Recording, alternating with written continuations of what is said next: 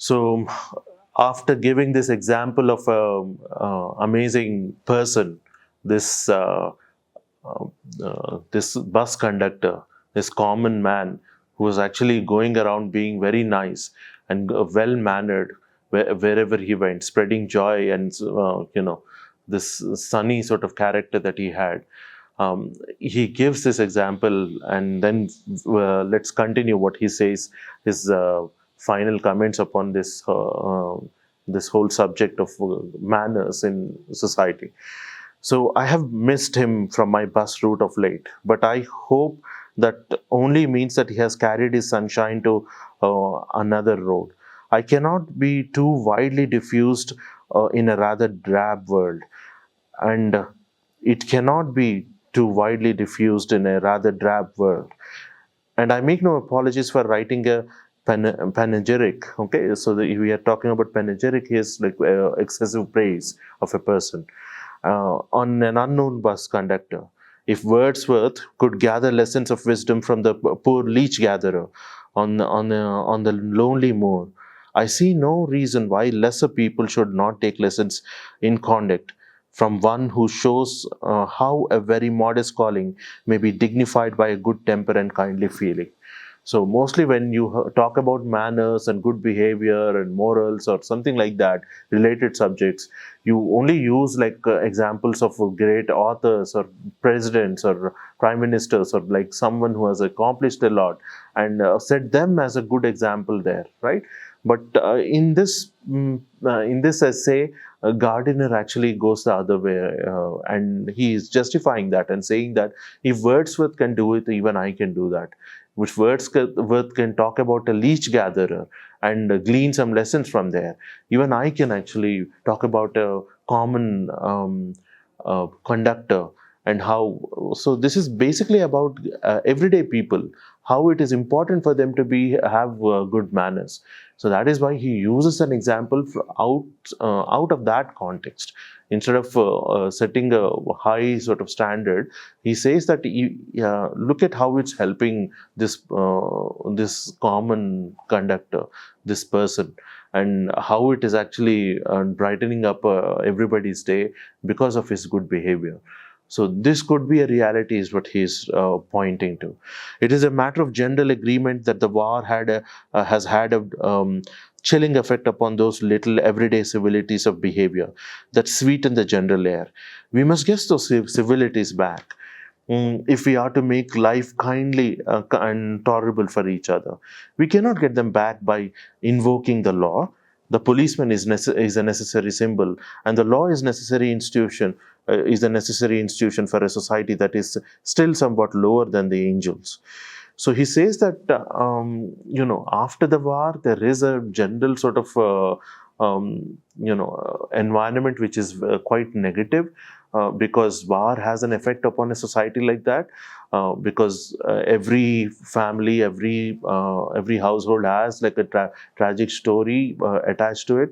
And he says that to get back those good spirits, we need to start being more courteous with each other. We need to follow these good manners, be polite a little bit more, and it will make people's life a little bit more better. We could use this as something which is nice. So he goes on to say, um, mm, but the law can only protect us against the material attack. So he makes a distinction between the law and this general sense, which has already established that something much more important and much more ancient and much more integral to society. The explicit laws and the policemen and the institutions or the government or the legal system actually, what they take care of is very important, but it is not helpful in this case. We need something of a more of a cultural sort of change, of a societal change when it comes to good manners.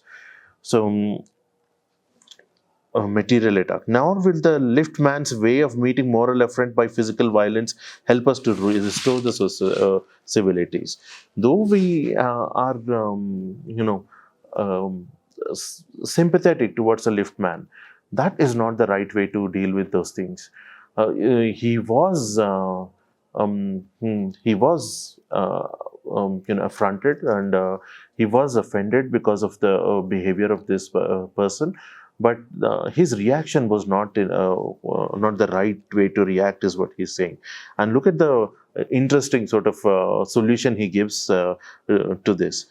I suggest to him that he would have had a more subtle and effective revenge if he had treated the gentleman who would not say please with elaborate politeness.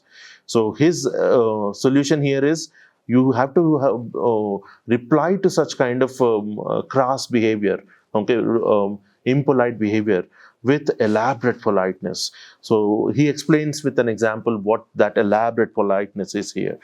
He would have had the victory not only over the boor but over himself, and that is a victory that counts. The policeman may lose the material advantage, but he always has the spiritual victory. I recommend to the liftman a story of Chesterfield. So he brings in this popular person in English history of Chesterfield, and how he dealt with a person like this. In his time, the London streets were without the pavements of today, and the man who took the wall had the driest footing. So basically, the London roads back in those days did not have any pavements for people to walk on. It was just there were wet roads, and people who had to walk against the walls of the buildings, basically, right? So it was like an awkward sort of walking. Um, uh, because of that, and that was the situation where Chesterfield was living, and this is what happened to him while he was walking on those roads. Um, I never give the world to a scoundrel, said a man who met Chesterfield one day on the street. I always do, said Chesterfield, stepping with a bow into the road. I hope the liftman will agree that his revenge was much more sweet than if he had flung the fellow into the mud. So basically, he is met with a person who disparagingly and insultingly says, "I never give the ball to the scoundrel." Basically, there was only one place for one person to go, and when he comes across this rude person, he says, I never give way to them. He has to step aside into the road, actually. He says that I never give way to the scoundrels. So basically, he calls him a scoundrel to his face. Then look at the reply that Chesterfield gives in a very skillful manner. Look at the way politely he deals with this. He just says, I always do. Okay, I always do, and steps aside and bounces back the insult, and calls him back. He basically puts up a mirror to his face and says that, I always give way to scoundrels, and just steps onto the road, giving way to him for him to walk. And this guy is defeated because he did not retaliate with bad language or any sort of he didn't flung him into the mud or anything like that.